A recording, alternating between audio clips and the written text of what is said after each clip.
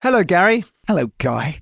You've had a bit of a struggle getting your mic set up because you're in a different place, aren't you, today? I'm in a different place. I'm at the home of sort of masterful recording.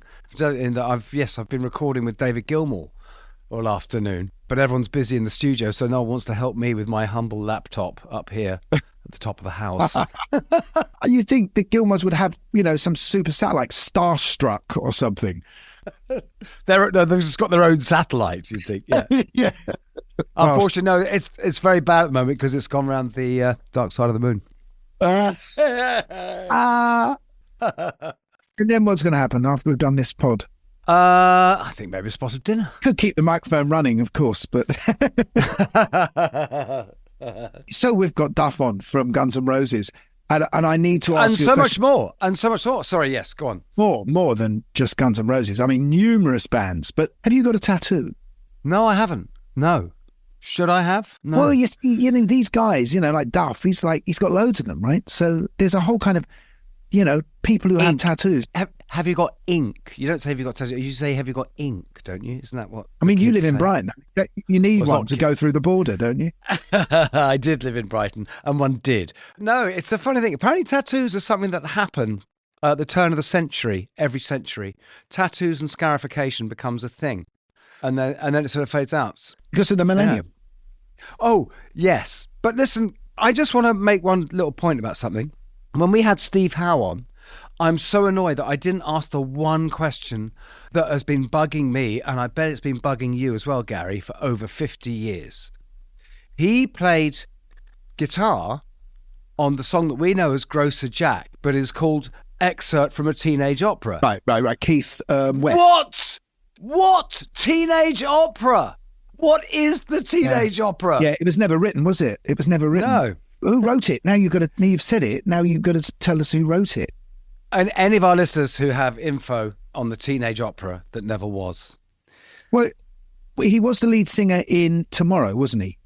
Keith West. That's right. Yes, he was. And that's why Steve ended up playing guitar on that. I'm just quickly doing what everyone does and Googling it. And so, yeah, it was created by a record producer called Mark Wirtz. And the first song released from it was Excerpt from a Teenage Opera, Grocer Jack, recorded by Keith West in 1967. And the album was not released until 1996. Oh, so there was an album. Ah. Yeah, obviously he caught up with everything and did it in the end. I don't know how long it ran for. It was in Southhill Park Arts Centre, Bracknell, on the 11th of August. Right. Didn't storm the Tonys with that then. I think it was of its time. Sorry, back to Duff. Back to tats, right? I just wanted to say, because my dad had tattoos. My dad had an anchor and a lizard on his arm, which I was extraordinarily fascinated with. So for me, it just represented the other generation. But you know what's interesting about Duff is not only does he have tattoos, which I'm sure are very symbolic as well. I noticed on a picture of him on the internet that he's got Prince's sign scrawled onto his bass, and he's got LAMF, as in the Heartbreakers. Heartbreakers album, yeah. These symbols seem to... It's all very postmodern, I think I'm saying. This kind of... None of us were born during the beginning of rock and roll. We are all of these things. We are LAMF. We are Prince. Do you know what I'm saying? Yeah, that's very true. Well, yeah, no, you're true, because I like his... I mean, I'm sure we'll get to... I like his thing of his three absolute touchstones are Prince, Iggy, and Lemmy. Yeah, Lemmy, yeah. Not you. No. Lemmy, yeah.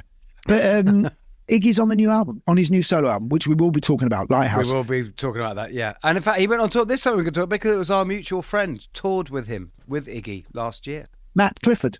Yeah. Yeah, absolutely. Should we get him on? Welcome to the Rockonteurs.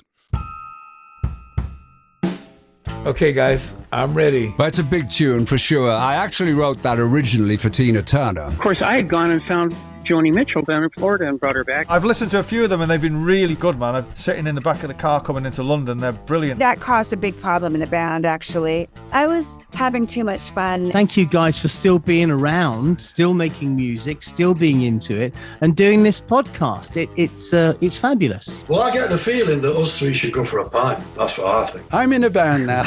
It's called Roxy Music. You know this thing about the 10,000 hours of experience? Oh, yeah. Get good at something. When we record recorded Arnold Lane, we'd done about 50 hours. The Rockonteurs podcast with Gary Kemp and Guy Pratt. Keep on rocking! Duff, thank you for coming on. Thanks for having me. Oh. I had a long conversation with Matt Clifford a couple of weeks ago. Yeah. We were just going to bring him up, yeah. Yeah, in London. Well, I was in London about 3-4 weeks ago, maybe now. We had a lovely dinner with Matt and his lady. We ended up talking for 20 minutes about you guys. We love Matt. He's such a great guy. So just for the listeners, Matt Clifford plays keyboards with the Rolling Stones and has done for a long time. Plus French horn or something like that. I mean, he's amazing. And I got to know Matt from, I got to do a record with Iggy Pop a year and a half ago. And we did the record. And then Iggy wanted to play some shows with myself and Chad Smith, who played drums on that record from the Chili Peppers, and Andrew Watt. And we needed keys. And Andrew was just then working with the Stones, beginning that work with that new record. I wondered if that was the connection. Is that how Andrew got introduced to the Stones, because of Matt being in Iggy's band? No, it was, he had already started, I think at that point, started working with the Stones. So that's how he knew Matt. So Matt got thrown into our Iggy band and it was epic. Matt is an epic guy, and really actually was an epic band. No, it was an epic band. In fact, I've got a message here from Matt Duff saying, ask him about the video I did for his 60th birthday reel. Oh my Yeah. His videos he puts out like on Instagram and stuff, right?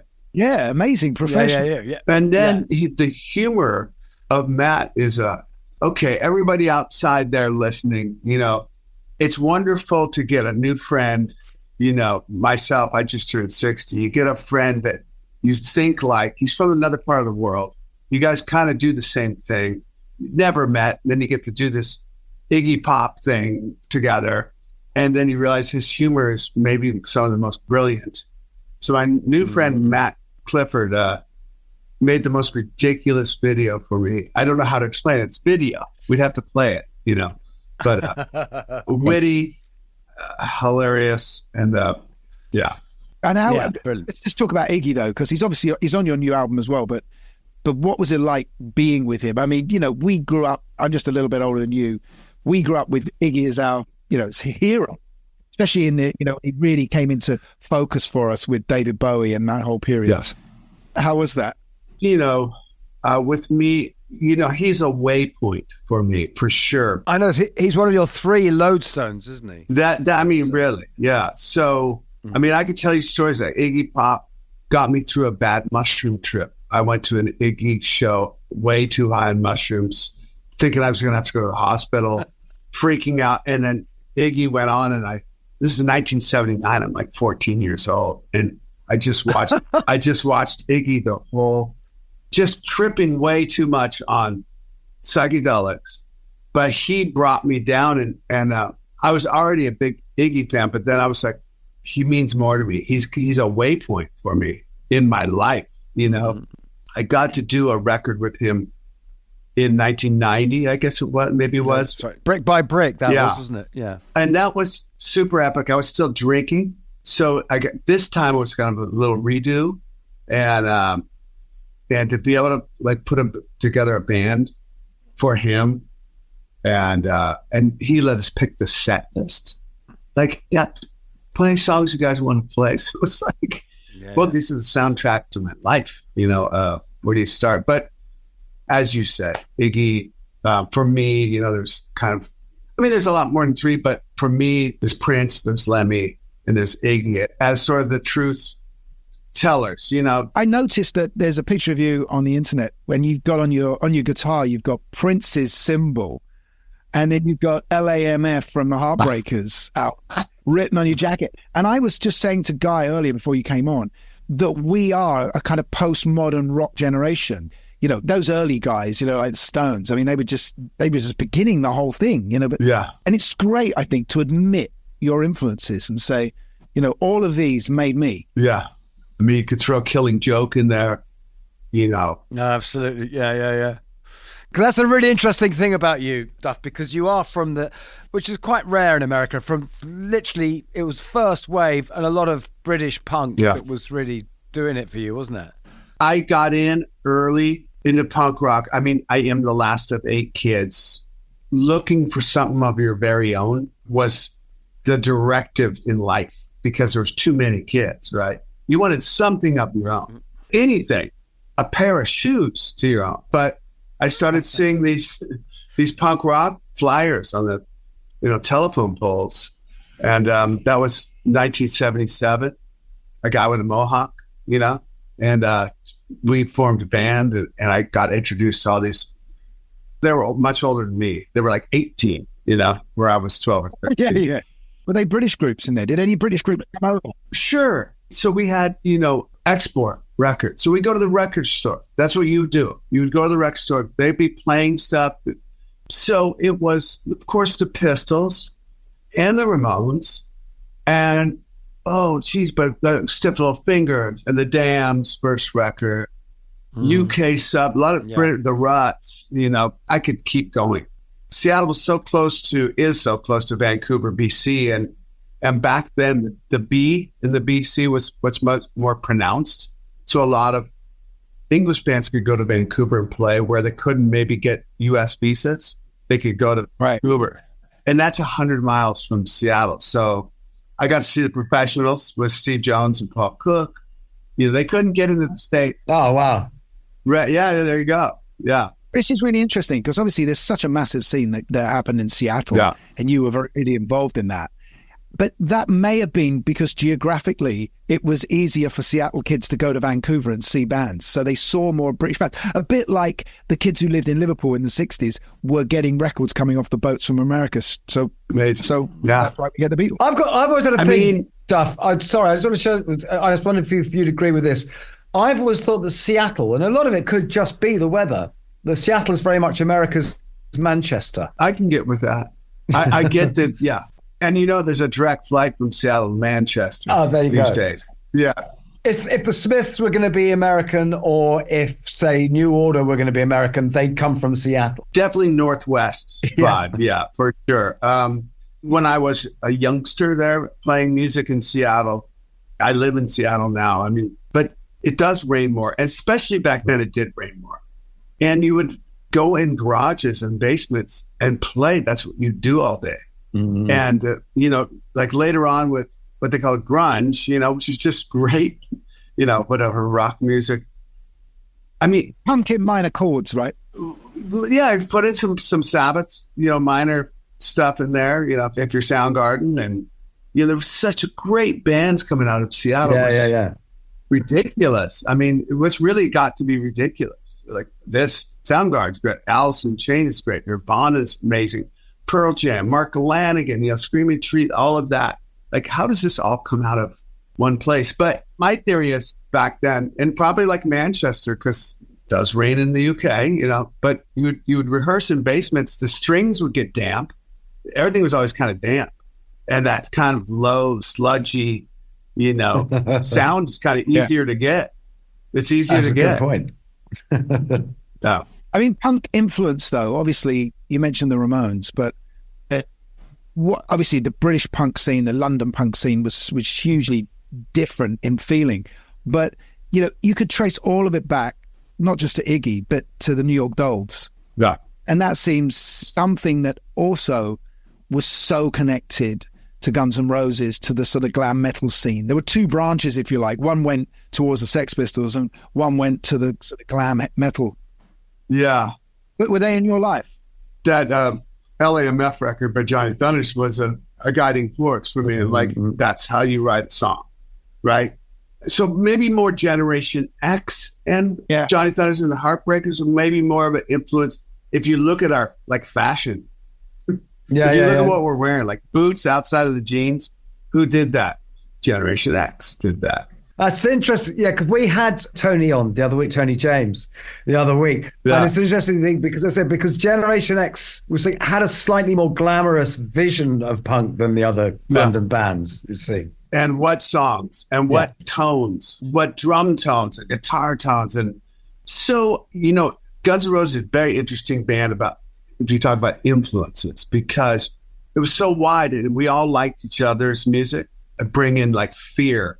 And everybody loved Fear. And actual brilliant. You got to check out Nazareth, the deep cuts, you know. So, I think, you guys, I'm really, really sorry. I'm just going to take you with me. There's somebody at my door. Take us with you. Take us with you. I think I might. And it's Slash, everybody. I'm there. Thank you so much. All right. Thank you. Thank you, brother. Okay. I'm in Maui. Yeah, is this your place in Maui? Duff, you have a place there? This is. Wow, man. This is. That's the dream right there. You know, Duff, it's funny you mentioned Generation X because, beautiful. Wow. Yeah, we're just getting a glimpse of out of the window, Maui. Generation X, they went on and influenced you guys. But at the same time, Billy was such an influence on the whole new romantic scene that I came out of. You know, in fact, he was hanging out with us as well. So I love the way in all youth culture, things just seem to split and go in two directions, but have come from the same roots. A great splinter, like the new romantic scene was such a cool splinter. And you could say, okay, well, the influences there were the Dolls.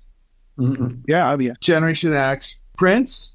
Absolutely, yeah. When new romantic hit and Bow Wow Wow and all that stuff too, it was such a great second wave. Mm-hmm. Killing Joke in there as well. It was a great second wave that's very strong. It was the moving on from punk rock. The 15, 16-year-olds getting to be 18 and 19 and kind of exploring what was more out there. So our influences were everywhere. I mean, from Nazareth to the Ramones, to the Pistols, to Generation X, to Motorhead. You had the guy from Nazareth, didn't you, Manny? Was kind of first try to produce Appetite. It would have been interesting. It didn't happen, but those Nazareth records are so that really nice, dry. Yeah. Everything's super clear and loud. This is pre-AC/DC as well. Pre-AC/DC. Yeah. Totally. So it's like the AC/DC Rick Rubin sound, dare I say, also. Yeah. But before the Rick Rubin sound, Before Rick Rubin, yeah. It seems like you didn't know whether to be a drummer, a guitarist, or a bass player at one point, though. Yeah, I was, kicking around. You played drums for someone and then guitar for someone else. Yeah. In those early. I grew up that way. Again, being from the big family, the house next door, they had also 8 kids. There was a drum kit there. All the older kids played. Is that common? I mean, was it some sort of really old Catholic neighborhood or something? Just these houses of 8 kids? I mean, that's like the 18th century or something. Yeah, no, it was, it was totally an Irish Catholic. Right. My dad was a fireman. Next door neighbor was the mortician. The guy next to him was the cop, so it was that. The church was on top of the hill. It's like a Bruce Springsteen lyric, isn't it? Right. No, yeah. So, a lot of kids. And that's how I got my nickname Duff, because in 1964, in our neighborhood, on our block, there was, I think, 5 boys born, and they named them all Michael. All the moms and dads, I guess, everybody could see that was going to be a problem in a couple of years, because back then you just call the kids to go play. We were feral. Michael. Yeah. Too many Michaels. So we all got nicknames, and mine stuck. Well, there it is.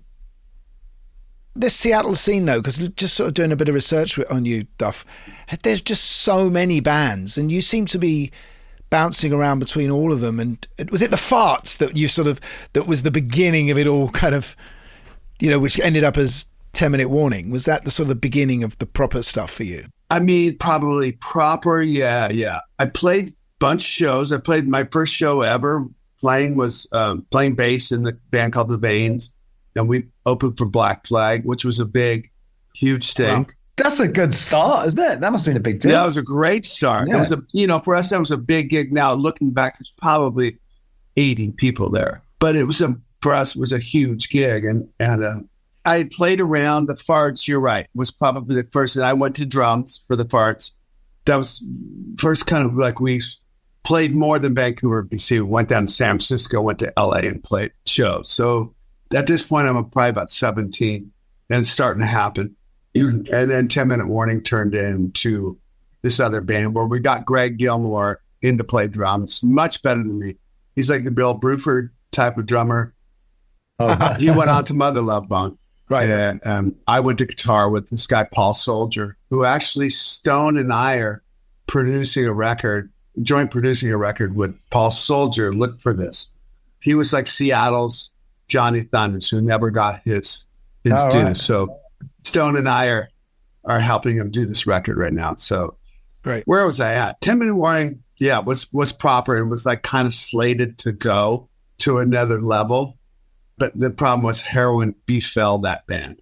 And that really, the heroin influenced me. Like, I got to get out of Seattle because everybody around me's doing heroin. It's 1983 and 84.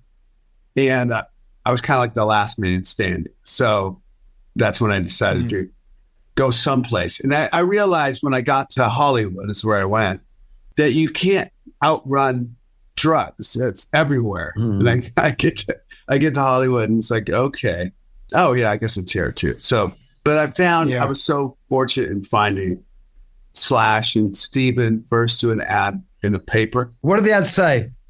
So there was a little newspaper back then. It's called Recycler, and you could buy cars and washer and dryer, hire services, whatever. And there was like musicians wanted section of the thing, and it said influences bass player needed.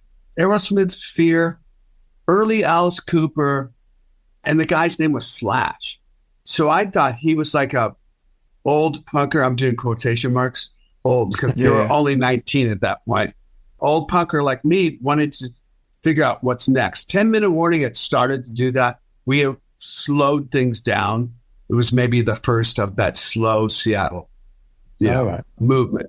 So I'm like, okay, I'll call this guy. And I talked to him on the phone, called him from a payphone, of course. And to this day, still very soft-spoken. And he's like, yeah, man. He sounded so cool. And he's like, my band, Rodker. Rodker. That's a strange name for a band. Welcome. So I went and met him and Steven at a deli, at Cantor's Deli. And I figured out the name was called Road Crew, not Rodker. You know? But it was just like his name, and the influence were great for me. Early Alice Cooper, Fear, and Aerosmith. Motorhead might have been on there. Right. Because what's happening in LA then? Because it's hair, right? It's or is there like there's still a punk scene? You mean people like Motley Crue and Poison Rose? That You're sort right. of scene? Yes, I'm going back in my memory banks now. There was a bunch of hair. You're right, and the pointy guitars. You know, that kind of thing, which didn't speak to me whatsoever. Yeah. I had no entry into that. I liked Judas Priest, love AC/DC, anything, quality that had balls to it. I was like, I dig, but what I moved down into in Hollywood at that point was a little light and a little technical too. The best description I've heard of the guitar playing that period is ostentatious. Just a lot. Exactly. That kind of. There was and the handles on the guitar. I didn't know what to. Did you feel that Slash had the same sensibility as you? That night that we met at the deli, we went back to his house, his mom's house, into the basement. We were just talking, and he picked up his acoustic guitar and started playing. And it did that sense of blues and rawness. Like, this is his approach to music, which is not ostentatious guitar playing at all. There's elements of Keith in there as well, isn't there? I mean, it's yeah. Although the funny thing is, sorry, just to jump in, is that the first notes I heard, like on MTV or whatever, of Guns N' Roses, and something that a lot of people would have heard, would have been that guitar, "Sweet Child of Mine," right? Yeah. And that's almost Fripp. Yeah. No, totally. Yes, absolutely. It's out, man. And how that would intro such a sweet little 3-chord song, That does not set you up for the band that is coming down the road. But who was the singer of Road Crew?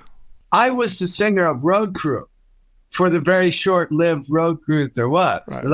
Can you sing too? I'm like, I mean, sort of, whatever. But that only lasted I swear, 5 or 6 rehearsals. And Izzy, the story's been told a million times, but Izzy moved across the street from me and said, Ham's got spammed with this singer. His name's Ansel. And they had another guitar player, a different drummer. And we did a couple gigs. I said, okay, I'll check it out. And Axel was like, First time I saw him sing at the rehearsal place, I'm like, oh, what the fuck is this? You know, he had like two voices coming out. Unbelievable. Such a lovely guy, like really mellow about it too. I'm like, how the hell did you do that? Oh, it's nothing. You know, I don't know. Yeah. Because they were coming from the more kind of, you know, LA Guns and Hollywood Rose. There was a bit more of a glam feel about what they were doing. I mean, Izzy was Thunder's number 2, you know. He looked like Johnny Thunders. He played, you know, he was definitely more Rolling Stones. I don't know how much he was into the glam thing as much as he wanted to be the new Stones. Right. You know, whatever he did. But there was a look. I mean, the new romantic look influenced us, you know. Well, it was big in LA. It was so big in LA, that whole K-rock scene. Yeah. A mix with that and like the macabre, what was that scene? You know, Christian Death and all those bands. The goth scene. Sorry, goth, right. There was a bunch of fashion influences that definitely dotted around in and you know, truthfully, we didn't have any fucking money. So like the pair of pants you had better be the ones you like because that's what you had, you know. You were leather, weren't you? You were a leather pants guy. I had a pair of black Levi's and the buttons went out in it. So I fixed it with a yellow shoelace. I don't know where I found it. And I tried to yellow shoelace coming out. And these were the pants I wore. I got leather much later on. I couldn't afford leather pants. Yeah. Do you know, Duff, you said earlier that, you know, this story's been told a 1,000 times. The truth is, these stories are our Omaha Beach, you know. These are our D-Day stories, you know. Right. You'll forever tell them because they thrill everybody every time we hear. Because, you know, a band as big as Guns N' Roses and all the bands and people we have on this show, but as bands as big as you, came from guys with no money who just happened to bump into each other, you know, and found the perfect balance. Absolutely. Yeah. How is it working? Because you have, you know, very bravely, you've just got in your car or whatever, and you've left Seattle and you've gone to LA. I'm assuming you got some sort of Mc job or something? How are you eating? I got a job as a cook right away, driving into LA. I was a cook in Seattle. I was a baker. I worked in restaurants. So I had a resume. I pulled into a steakhouse because I needed money now. Mm-hmm. I had stopped in San Francisco on my way down. I had $360, but I stopped in San Francisco for more days than I would have liked to. Hung out with some friends, spent $160 of my dollars. So I had $200 when I got to LA. So that wouldn't get me an apartment. So I worked at the restaurant until my first paycheck. I had to live in my car. So that was 2 weeks of in the car, you know, washing secretly at the restaurant, pretending like you got a place to live. But I got an apartment, got the job, got the apartment. And then, you know, I met those guys pretty early on. The cooking job was a seasonal thing. So I had the job for like 2.5 months and I had to get something in Hollywood. I needed a new job. And so I, like everybody in Hollywood, you worked phone sales, which turned into like I was delivering things and I don't know what it was. And I didn't want to know. I just saw my old boss. I saw him. He's Hungarian. I saw him in Budapest in July. The first time since I worked for him. Oh, wow. How come? Well, I'd written about him in my book. He had reached out. How do I put this? And they were connected. You know, this is early 80s. They were connected. Okay. Right? Yeah. And so I didn't really ask many questions. It was $150 a week for me, you know. And they liked me. They trusted me. And I worked there for 1.5 years. And it got me through that first part of Guns N' Roses until we got a record deal and got an advance. And I didn't have to work a day job, at least for the next 6 months, you know. So I left my job there, but I was actually kind of sheepish to leave that job. I don't want to say scared, but maybe I was a little scared. Yeah. You know, you'd only been rehearsing for a few days and then you suddenly play the Troubadour, which is I'm sure is one of those gigs that everybody was at.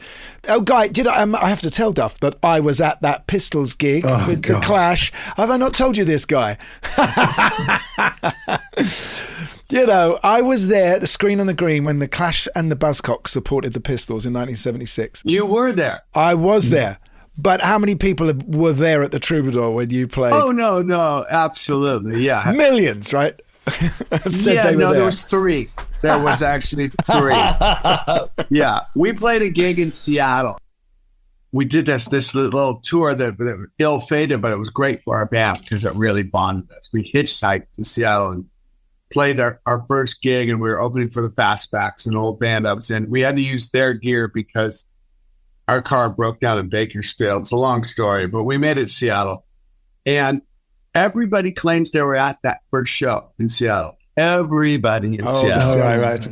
Now, the truth is, it was just the 3 people from the Fastbacks, the band we were opening for, who watched us. And maybe one other person. So I'm like, I don't know if you could have, all these people could have been at that show. I must have, lights were strong. I couldn't see y'all. Yeah, I get it. I understand here. How did the writing come together between all of you? Isn't that funny? We knew the moment that the 5 of us were in a room, like the first 3 chords, was like, oh, we finally all found each other. You know, This is the band. This is the one you're going to go. Especially for me, I'd been in so many bands and those guys too. This is the one. And songwriting, as I found out over the last bunch of years, 40-something years, is a gift that comes to you out of nowhere. And to do it as a band, to write as a band, doesn't always work. Yeah. And in this band, what we had was somebody would have a part. Somebody would have an idea. Somebody would have a vocal.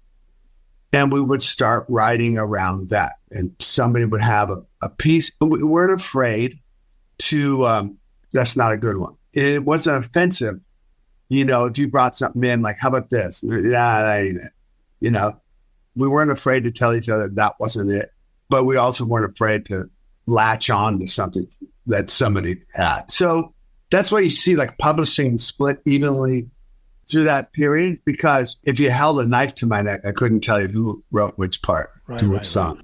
You know, it was so interconnected. And it was, we really knew, like, as we were writing those songs, that we were learning how to write songs, and nobody worked harder at it than us. 2-a-day rehearsals. We were so into it, you know.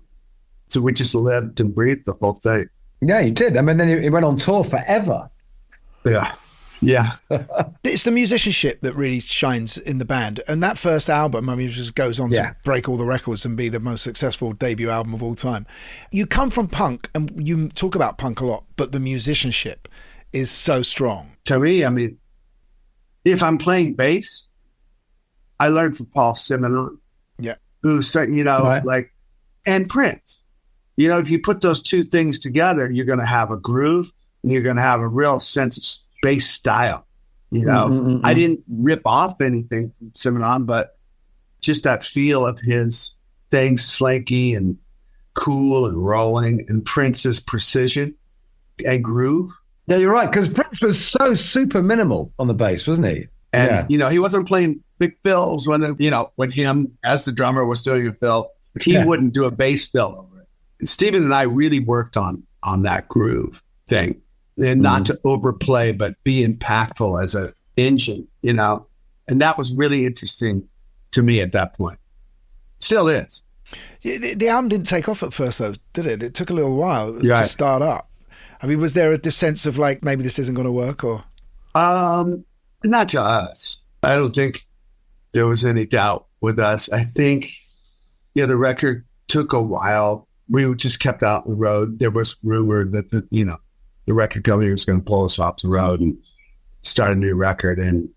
But somebody at the record company saw promise in us and kept us out there. And that a couple tours really put us over the edge. You know, the Aerosmith tour at the end when we released Sweet Child of Mine, and everything went haywire, you know, from that point on. So we were out there for a while. It wasn't an overnight success, you know, but back then bands could stay out there, and we weren't the first band for a record to hit a year later, you know. You know, I was touring America a lot then, and then I was staying and working in LA. And I remember when you guys happened, it just seemed so obvious. It just seems so, because there was just this hair and this super shredding stuff.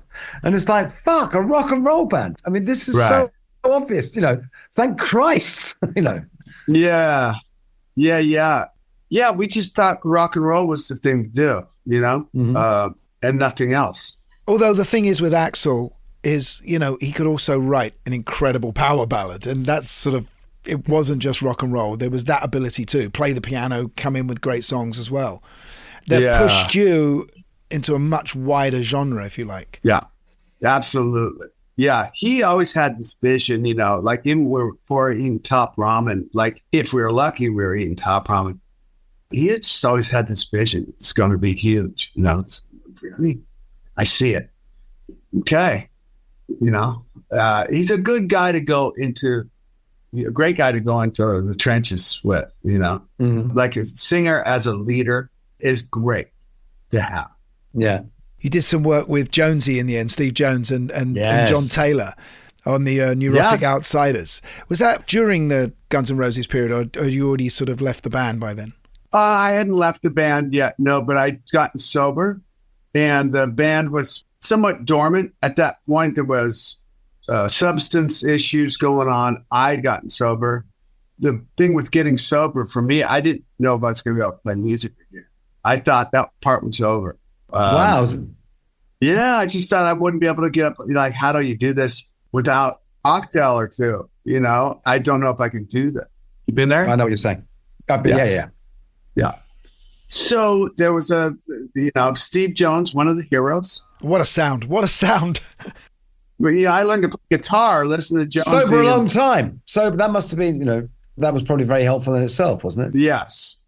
He's sober, and he called me. I'm like, wow, Steve Jones is calling me, and you want to play this gig? And I told him, I said, Steve, I don't know if I can do this, and he goes, oh, you're going to be fine. I held on to those words for years. Wow. Coming from Steve Jones, you're going to be fine. The funny thing is, because I learned to play guitar, listen to Jonesy and Johnny Thunders, kind of, that style. And so when I got into play with Steve and John and Matt Sorum, I'm playing guitar. I'm like, how am I going to hide my influence? Which is, you're standing right there. And he recognized it. It's like, all right. Steve has become such a great friend in my life. My daughters, he's an uncle to my daughters. Everybody should have Steve Jones in their life. Well, going back to that show I saw, I don't think I've told you before about that show, Guy, but when Steve walks on stage and he's got Guitar Hero written on his amp and his legs are kind of sprayed out, and that sound was so big. I mean, that just absolutely, because I'd just seen the Clash and the Buzzcocks. That blew everybody away. Steve's guitar sound. And the mix on those records is so good, on those Sex Pistols records. You used Bill Price, didn't you, who engineered the Pistols? You used him to mix Use Your Illusion, right? That's correct. Yes. How was that? Yeah. Well, it was great. We tried to get Bill Price did some amazing things. That sound, that monstrous, huge sound.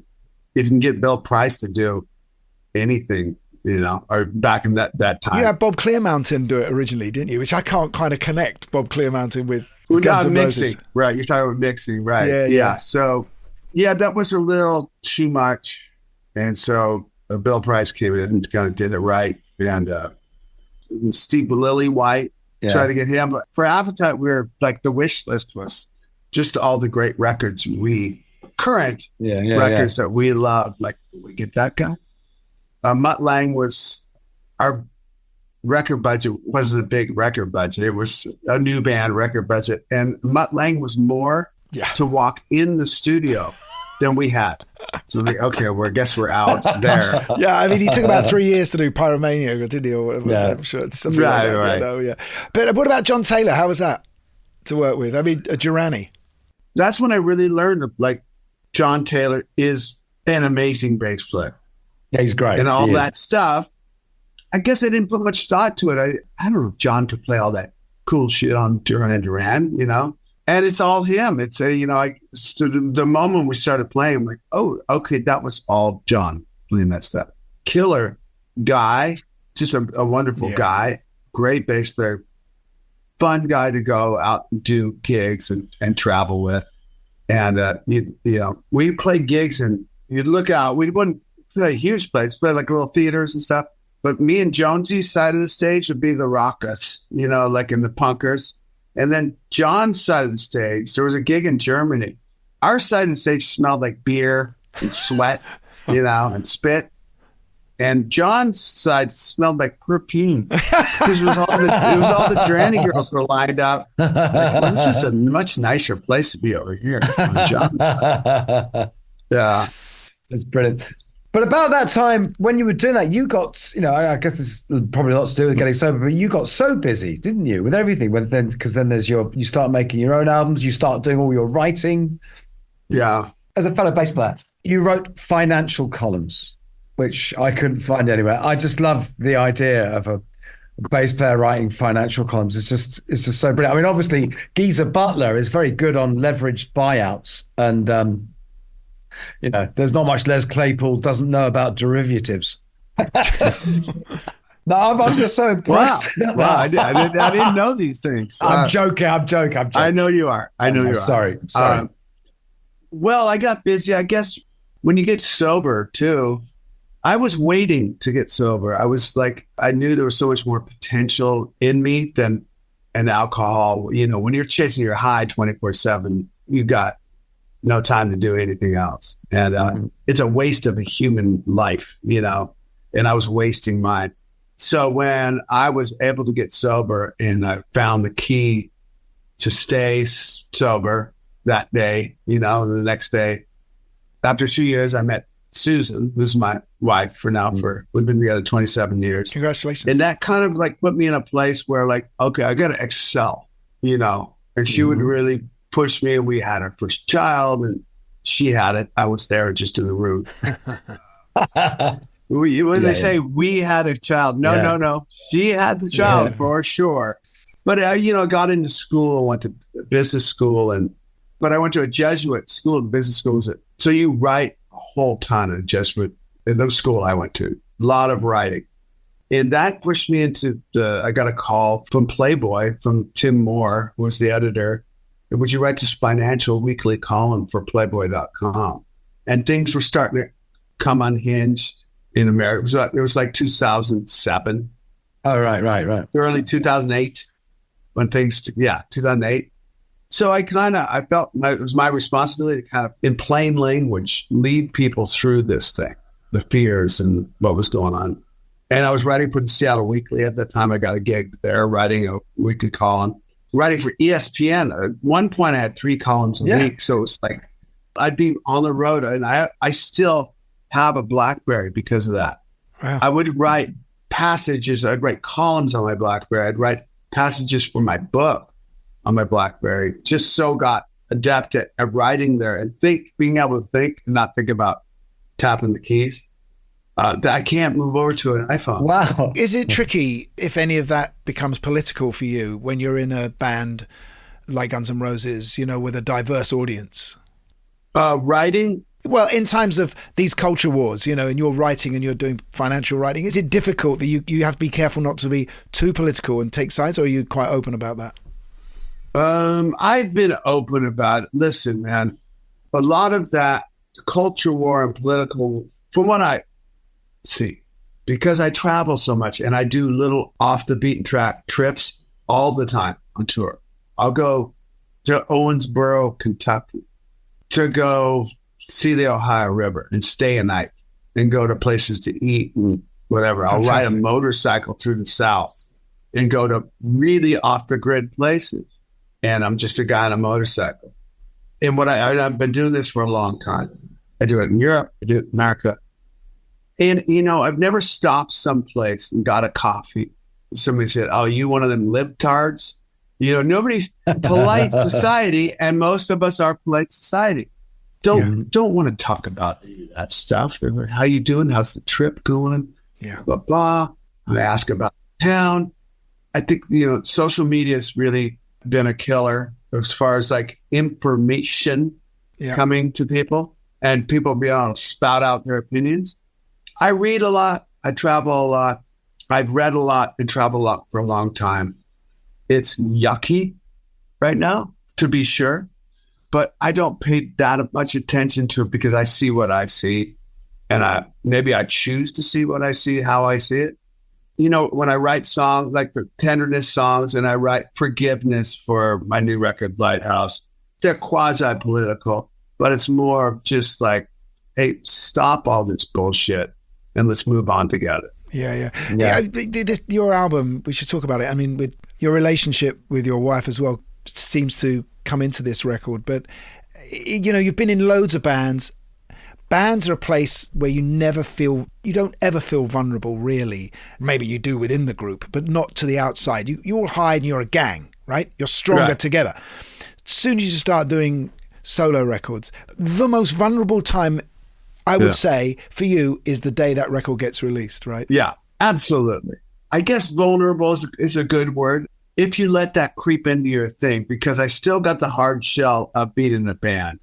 I have to rely on other people when it's my solo music because I don't have my band. I'm used to like bouncing stuff off of other people. When you do your own music, it's you and your producer, especially in the case of this last record I did, Lighthouse. It was during COVID. So it was really, I played a lot of the stuff, drums and all that stuff included. Wow. So I really had nobody to bounce it off of. Like, I think this is good. You know, this is just add some more backing vocals. Let's go. I have time. But yeah, I don't know if I like to read, and I haven't done it for a long time, reviews. I haven't done it since back in the Guns days. My manager will send me something like that he thinks is right on, like somebody nails the But just lyrically, you're opening yourself up, aren't you, lyrically? Lyrically, absolutely. I mean, I tried to write a song for my wife. It's so hard to in a 3.5-minute song, really kind of tell a story of that deep thing we have. She's such an easy thing to write for. It's such an easy subject. I could write every song about her, but that would be, of course, like absurd. But I try to do that. But when you do that and you sing about your relationship with your wife, you know, you can get like, are people going to take the piss out of me for doing this? But so, boy, you just got to like not give a shit too. There's some nice big some of the sort of religious imagery and stuff as well, and the kind of, you know, that comes up. I saw God on 10th Street and also, and in Holy Water, about the altars and killing lots of men, all that stuff. That's kind of, what are you getting rid of there? You know, sometimes it's just a lyric, man, that comes, and I don't think it's any deep-seated being made to go to sit, kneel, stand at the Catholic Church. None of that shit. Then, you know, I went to a Jesuit school. I studied theology for 2 years, you know, deeply. Not because I wanted to, but it's a Jesuit school. You have to. And so I got, like every subject there, I got into it. Like okay, I'm here to learn. I'm paying for it. What do you got?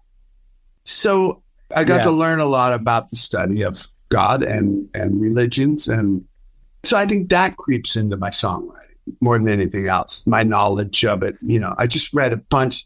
Dan Jones, he's a great British history writer.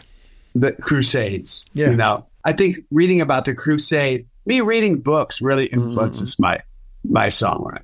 You know, you read about the Crusades enough, you're going to write a song about death and destruction in the cities and, you know, pushing the altars. I guess a line can be drawn between the Crusades and a band on the road like Guns N' Roses. You know what I mean? You know, a bunch of guys traveling the world and trying to make it theirs. Yeah, right. But we didn't eat people on our way. You know, we didn't eat pagans on the way. You know. I mean, I love. There's a bunch of songs on here that I think are really great. I think Lighthouse is fantastic. Longfeather, I love. Longfeather, which has that sort of behind the beat riff that I love. That kind of Beautiful Day kind of vibe, which I really. Yeah. Abe Laboriel Jr., who just sounds amazing. And I've got to say, Slash really pulls it out of the bag as well, doesn't he? His playing is beautiful on So that song, Hope, you're talking about with both those guys, that was a song. Yeah. I got these masters back. I'd made a record in 1996 at my house in LA, and that record got shelved. It was when Geffen got bought by the big Omni group, whatever it was. And a bunch of records got shelved. Mine got shelved. The thing is, they kept the masters. I'm like, what are you doing? You know, like, give me my music back. My band made a lot of money for your record company. You're going to hold on the record and keep it from me. So they did until 2020. Wow. So my manager got my masters back. I'd almost forgot about all this stuff, but there was this song on there. I listened to stuff, and the song Hope, which you hear, was Slash coming to my house. But me and Abe tracked the song. Slash came up a couple days later, just to visit. And we were down in my little studio and said, "You want me to put something on this song?" Well, sure. And I recorded him, and that his guitar lines on that song are so cool. So I re-sang it currently. I re-sang the song so my voice sounded the same on this whole Lighthouse record. But other than that, that's the track that we did in 1996. I just think the subject matter of Hope really fit the Lighthouse record, and that's why I put it on there. And you got Jerry Cottrell as well from the Alice in Chains, haven't you? Yeah. He's my guy. We do a lot of stuff together, whether it's just playing on each other's demos or whatever. He's a trusted guy I can send. He's one guy I could send songs to, and he'll give me an honest opinion. And he won't spread it around, you know. And I've done the same with him. And for him to come in and play on the song, he's like, man, he heard that song. I sent it to him. He goes, "Hey, you want me to put some on this song?" And I'm like, okay. Jerry would be amazing. So he's just got such a beautiful touch, and his guitar solos are always something iconic, you know. And I see him fight for those guitar solos, and it's really a pleasure to watch. And he's my good buddy, you know, which is, you know, I pinch myself, but my good buddies are some of the world's finest musicians, you know. And well, also got to be said, that vocal delivery of Iggy. Oh, the voice of God. On that version of Lighthouse, that is something else, man. Yeah. So that was when I was doing those Iggy shows, and he's like, "You want me to do anything?" You know, and he had heard Lighthouse, and he just sent us like him reading it. Yeah, I'm back in my studio.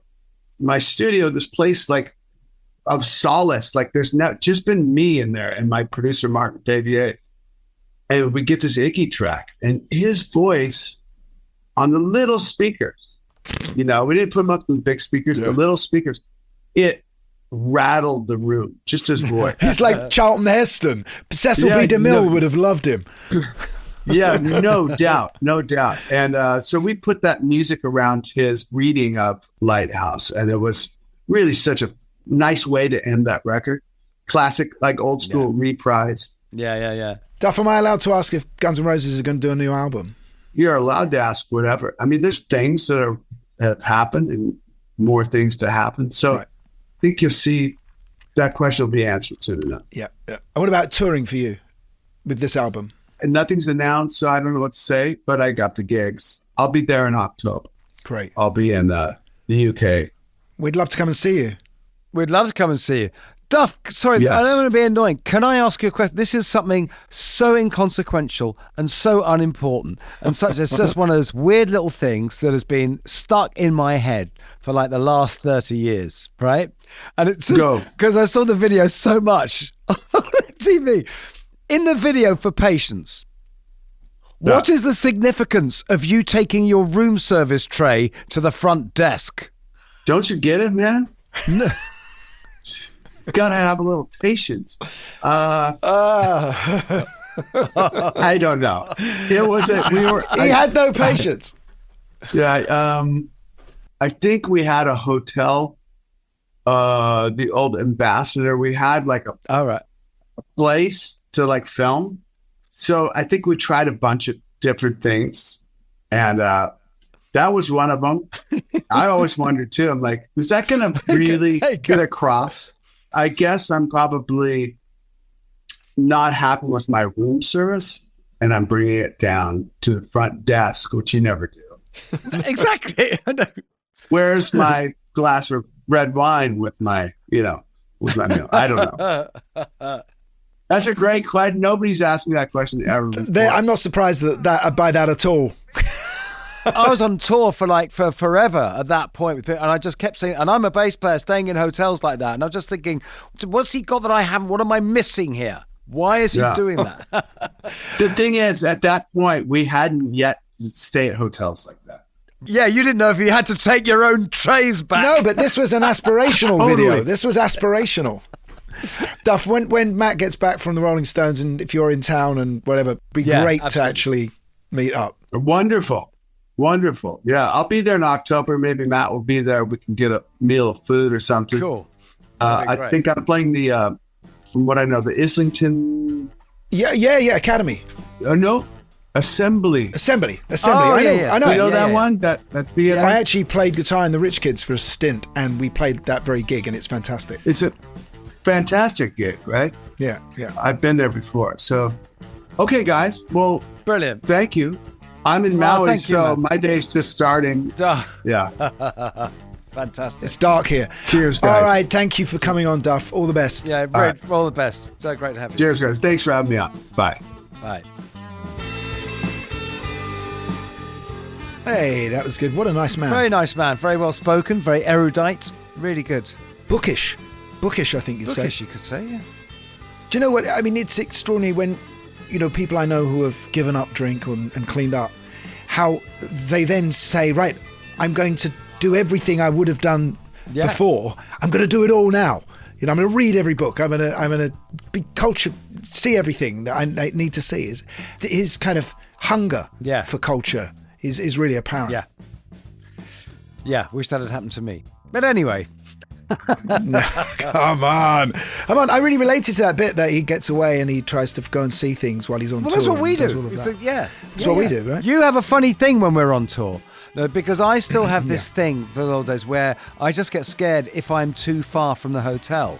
And you try and find whatever attraction or museum is as far away from the hotel as it's possible to get. It's a weird thing now. I know. And then I get terrified. But so you're still at David Gilmour's house and you're probably going to enjoy some fine wine in a minute, aren't you? Well, you won't, but David will, obviously. It's his birthday, so... Please wish him many happy returns. I certainly will. I'll see you next week, right? Yeah. And it's, so it'll be good night from me. It's good night from him. Rockonteurs is produced by Gimme Sugar Productions for Warner Music Group UK.